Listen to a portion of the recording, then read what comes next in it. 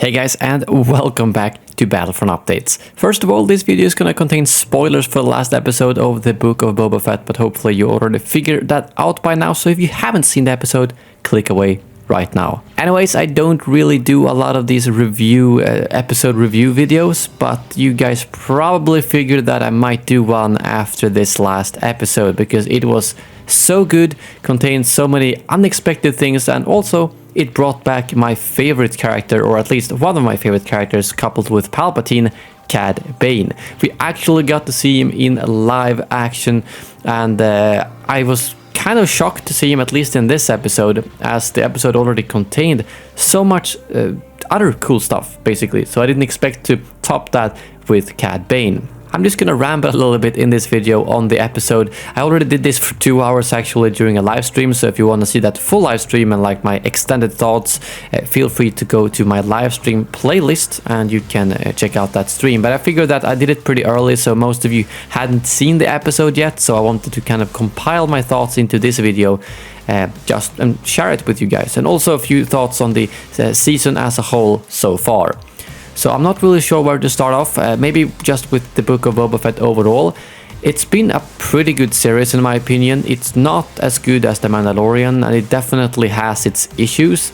I liked all the backstory they gave with the Tusken Raiders and how he survived, and also I find the whole Tatooine conflict to be quite interesting. I love the world building that this series and The Mandalorian adds, way more than like the sequels did, or even some of the original trilogy. I just like the world building. When they explain stuff, they make the world feel deeper and broader than just having here's a conflict between the good and bad that decides the entire galaxy's fate or something like that. It's nothing wrong with that, but I just love the world building, and I think that's something the prequels and the Clone Wars did really well. But some of the issues is obviously that it's been drawn out a little bit too much, and I thought the choreography on some of the fighting scenes were really weak. Like, how can he be so good in The Mandalorian, but then he's kind of crap at fighting here? And on top of that, obviously we got the speeder gang that wasn't a huge problem to me, the mod gang, but it wasn't ideal. But I don't want to dwell too much on the rest of the season, but mostly what's going on here. And of course the last episode that was fully dedicated to The Mandalorian, and this episode was like 85% dedicated to The Mandalorian, Grogu and Luke.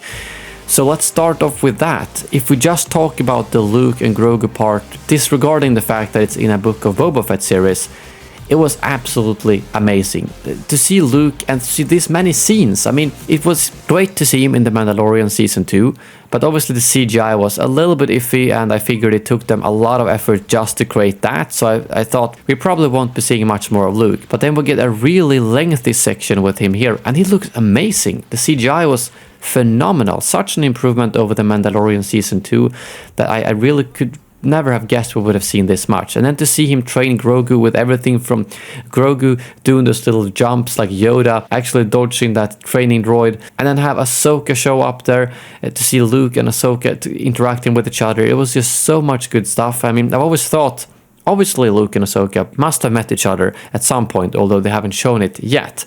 And then to see that they met each other here, and they had obviously met each other before, so it wasn't like a huge surprise, who are you? It was great. It just tied everything together so nicely. And just did some small details, like when Grogu was walking and Luke lifted him a little bit on each step, so that, well, he obviously walks pretty slowly, as we can understand, just like Yoda did. It was so cool to see. And the Order 66 flashback, I almost forgot about that. Basically something out of the Clone Wars almost, but actually live action. So cool to see, and I hope we get to see at some point, whether it's Mandalorian Season 3 or potentially in the next episode, who actually saved Grogu, because I am assuming that some Jedi maybe jumped in last second, killed those clone troopers, picked him up and got out of there and saved him. So yeah, I don't think I need to say much more about that, but the overall part with Mando, Luke, Grogu, I agree that it could have been in Season 3 of The Mandalorian instead.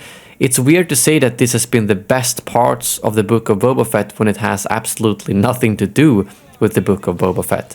And that's quite disappointing, and what I think is wrong, it's almost like I would say that these 2 episodes are 10 out of 10 Star Wars, but they're only like 5 out of 10 Book of Boba Fett, if that makes sense. Because it doesn't really bring this story forward, and the story already being a little bit slow, they needed all these episodes to fill out the Tatooine conflict and build Boba Fett's character. So that's what I'm disappointed in. I'm not disappointed in where they put it, not how they did it. But I'm sure it's all building up for the Ahsoka series and the Mandalorian Season 3. I personally think that Grogu might get both of them, or he will pick Mando and then get the lightsaber somehow anyways, because obviously that's the temple that Ben Solo wrecks and kills everyone. So I'd rather see Grogu get the hell out of there and be with the Mando than basically know that he will be slaughtered by Ben Solo.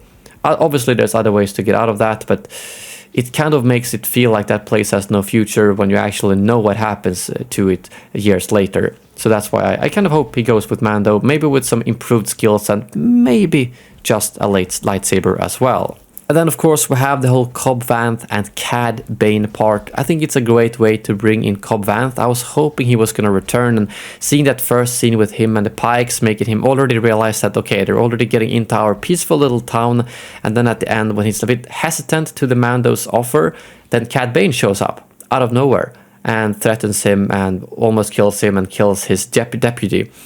At that point I think he's basically going to be like, alright, we gotta get our town to help Boba Fett, even if you might not agree with Boba Fett, and I understand that they are kind of a peaceful townsfolk that just want to stay for themselves, but now they realize they can't stay out of this conflict. So I think what Cad Bane did probably hurt the Pikes more than it actually helped.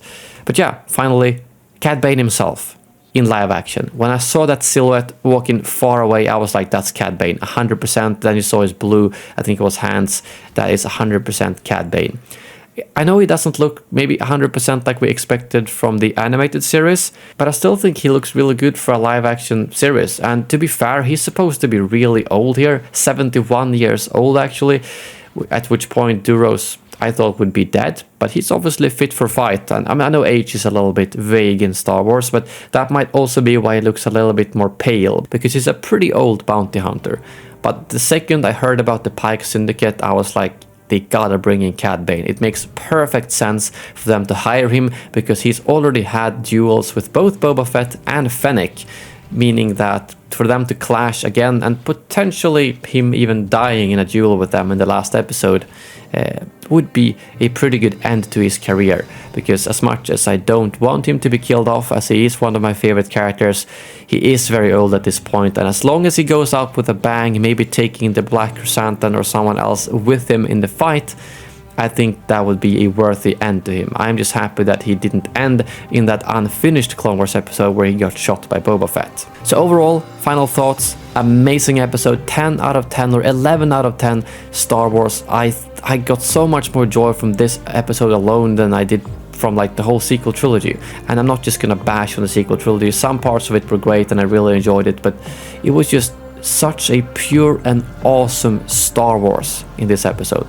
But it didn't really add anything to the Book of Boba Fett per se. That's my final words. I'd love to hear in the comments below what you guys think. Thank you very much for watching, and as always, may the Force be with you.